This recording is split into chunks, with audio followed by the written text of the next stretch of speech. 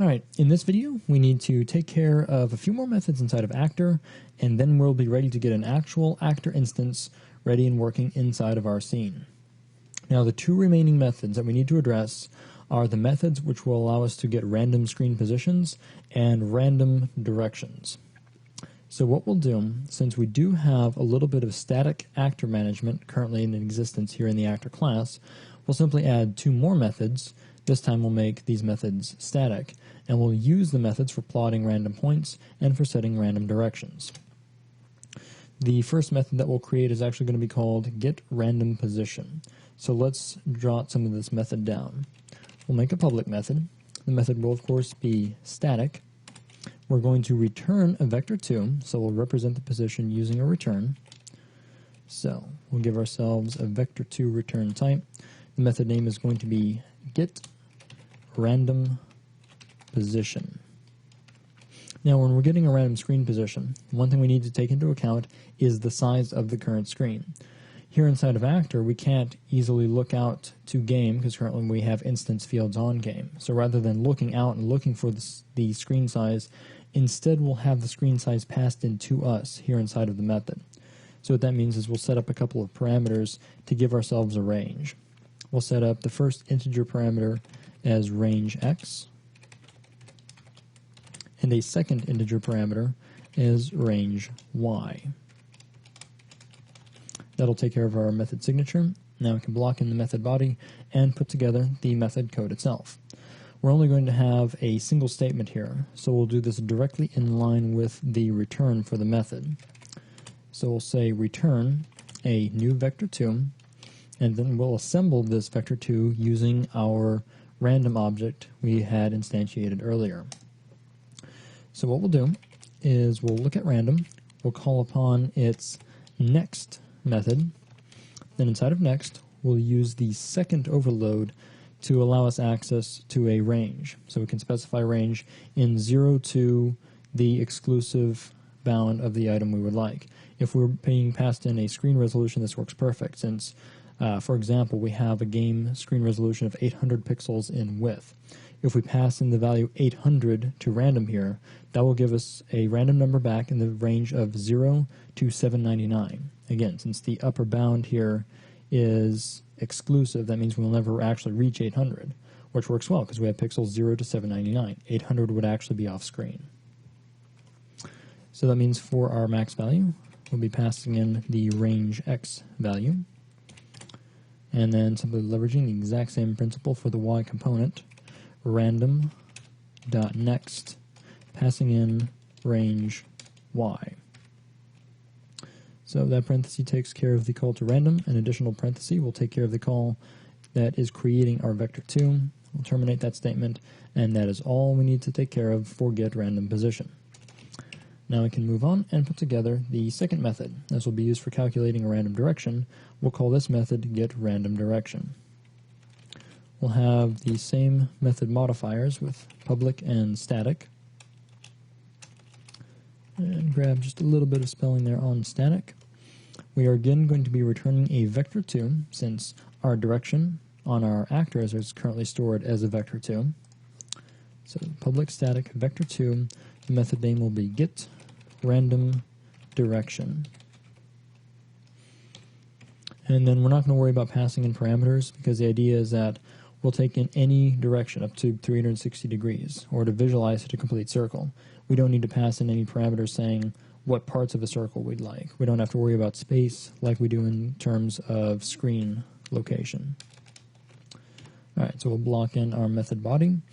Now in this case, we have a slightly more complex operation we need to do. Basically, we need to get a rotational value expressed in radians and then use sine and cosine to convert that value into a vector2. Essentially, we're doing the opposite of the operation we had done earlier when we set up the direction for drawing, where we were converting the vector2 into radians. Here we're going to be converting radians into a vector2. Now, I know that might not make a lot of sense with a blank method, but let me write down the first part and it'll make a little bit more sense. We'll make a local variable of type double that we're going to call rotation. Now, this rotation is meant to represent a random value within the range of a circle. Now, of course, an entire circle is going to be 2 pi. 2 pi radians would be 360 degrees. So just to visualize this, or to build it step by step, we could begin by looking at Math Helper, because it contains the constant 2 pi. Of course, 2 pi, it's going to be 2 pi radians, giving us a full circle in radians. Now, of course, we don't want to directly copy this value. We want a random value that is in this range. Now, we can use our random object to accomplish this. If we look at the random object, we can see it has the method called nextDouble, which is going to return a result in the range of 0 to 1, which is very convenient because we can use that unit, multiply it against 2 pi, and now we'll have a double that will be within the range of an entire circle. So this is really where we're talking about a value in radians needing to be converted to a vector 2. And again, we can simply use sine and cosine against this value to return a vector 2.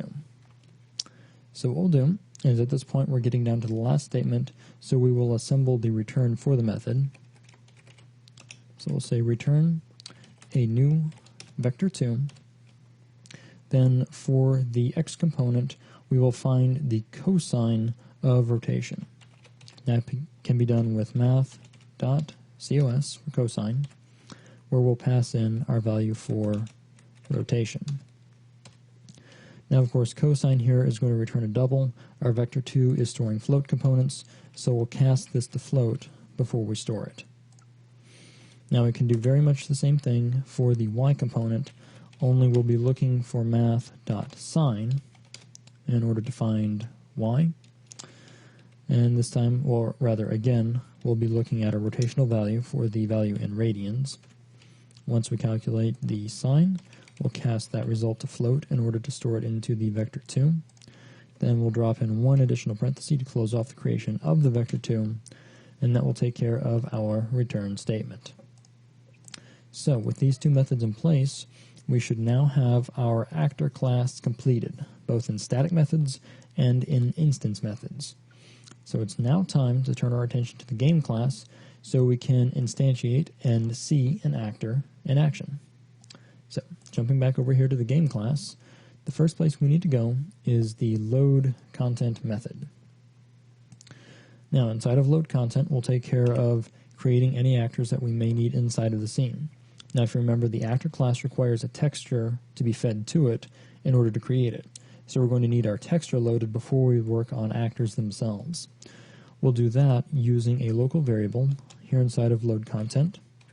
We'll begin with a variable called, or rather of type texture2D, called arrow texture. We'll say that this variable will be equal to content.load. We'll be loading a type of texture2D, and the asset name itself is simply arrow. Again, loading over here in our Solution Explorer, if we collapse references and focus on content, there is our arrow asset. Alright, now that we have a texture prepared and ready to go, we can now look at creating an actor. So in order to gain access to our newly created actor's properties, I'll make a local variable of type actor.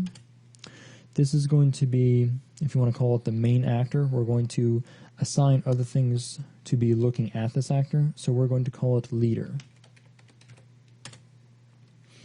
And it will be equal to a new instance of actor. In order to create an actor, we need to pass in a texture2D, and here we will pass in arrow texture. We also need to pass in a color, so we'll assemble a new color with components of 64 in red, 255 in green, and 64 in blue. So we'll close off the creation of our new actor instance. So now we have access to this actor through the leader local variable, and we need access to a few more of the parameters in order to actually put him into motion. So let's go ahead and look at a few more of the parameters. To do so, we'll look at leader, and we'll begin with speed. We'll set our leader actor's speed to a value of 4. Now we need to position this actor somewhere on screen. We're not really worried about specifics, so we'll leverage our random position and direction methods. So leader dot direction will be equal to actor dot get random direction, and that call should result in a vector pointing in a random direction. Now we need to take care of position. We'll do so by taking leader, setting its position to be equal to actor dot get random position. Now we need to specify the range, and we'll simply feed in the screen resolution for our range x and y. That means x will be equal to screen width, and y will be equal to screen height. Alright, that should take care of not only creating our actor, but getting him set up with the speed, pointing him in a certain direction, and setting him at a random position. Now, before we can see the actor in action, we need to make sure that our game is able to update and draw all actors that currently exist. So we'll do this by taking a look at the update and draw methods. If you scroll down first to the update method, we can put together a simple loop that will iterate through all actors and call their update method. We'll do this using a for each loop. So we'll have for each, and then I'll hit tab twice to bring up the template for the for each loop. For our variable in the loop, we'll call this variable actor, and the collection we will loop over is found inside of the actor class, and it is actor.actors. So there we have our static actor list. Now for each actor that we pull out of the list, we'll take that actor variable and we'll set it, or rather call, its update method. Alright, that takes care of getting all of our actors into motion. Now we need to make sure that all of our actors get drawn. So down here at the bottom, inside of our draw loop, we'll begin by setting up our calls to spritebatch.begin and end. So spritebatch.begin to get ready for all of our actor drawing, and then we'll make sure we put in the closing call, which would be spritebatch.end. Get these blocked in first, then we'll jump in here between our begin and end calls and assemble a second loop. Again, we'll make a for each loop using the variable name actor, looping over the collection actor.actors, then taking each actor we find and calling its draw method. And we're also going to need the current sprite batch. We'll feed that in as our only parameter, and that should take care of all of our actor drawing.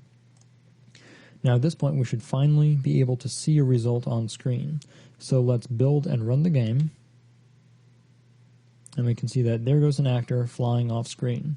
Now let's take a look at one thing a little bit more closely. I'm going to take our speed and slow it down. Actually, I may need to do one thing in addition to this, but hopefully this will let us see what's going on. There we go. You can see that the actor is moving down the screen in this case, but he's pointing off to the right. So he's not actually pointing in the direction that he's moving. And this is that rotational offset that I've been talking about. We can very briefly correct this by going back into actor, down to draw, and simply offsetting by a number of radians.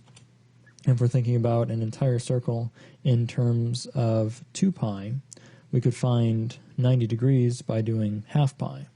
So basically pi would be 180, and then half of that would be 90. So all we'll do is take our resulting rotation. Again, here inside of draw for our actor, there's our rotation variable. At the end of this calculation, let's add a value of mathhelper.pi over 2.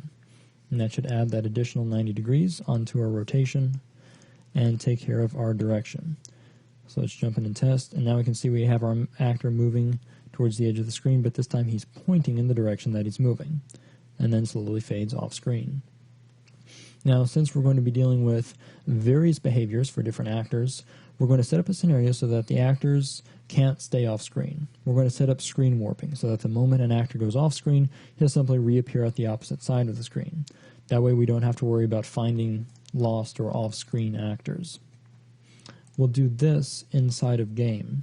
We'll scroll down until we find the update method. Now, here inside of our actor update loop, we're going to jump in right after the line where we update the actors. So update will, of course, drop the actor at its new position. We'll then do a check on that actor to see if he's gone off screen. So let's put together the first check. Let's watch for actors in case they go off the right-hand side of the screen. So we'll say if actor, and hitting random buttons is not usually a good idea, so we'll jump back a little bit, grab actor.position, looking at the X component, we'll see if position is greater than screen width. If so, that means we've dropped off the right-hand side of the screen. Then to correct this, we'll simply reset our position to 0, which will be actor.position.x equals 0. Now we can do the same thing for the opposite direction in case we fall off the left side of the screen. We'll put this together as an else if. So we'll say else if actor.position.x is less than 0, then we'll reset to the right side of the screen, which will be actor.position.x equals screen width. Now this takes care of the x-axis. We need to do the same thing for the y-axis. So we'll grab all of this code, the if-else statement, we'll copy it and paste it to duplicate it. I'll drop in a line of space between the two to make them a little bit easier to read. And then we'll do some simple changes where we'll move x to y on all 4 lines. And then on the first and last line, we'll set screen width to screen height. And that will take care of stepping off the bottom or top of the screen. Alright, with these in place, let's build and run and observe the actor. So there he is moving off the left of the screen, and as soon as he does, he warps over to the right of the screen. Now that we don't have to worry about the actor disappearing off into space, let's move his speed back up to the original value. Let's hit his speed back up to 4. And now it doesn't matter that he streams off screen very quickly, because he'll simply reappear and continue to warp and move across the screen. Now we don't have to worry about trying to gather all of the actors on screen at any time, since they'll simply stay on screen via warping. But with this code in place now, that means we have our actors all up and working. We've got an actor based on an actors list, meaning we could have any number of actors. We've got our actors set up with a few utility methods to aid in positioning, and we've also got screen warping set in place to make the management of actors a little bit easier. So with that, that's going to take care of this video.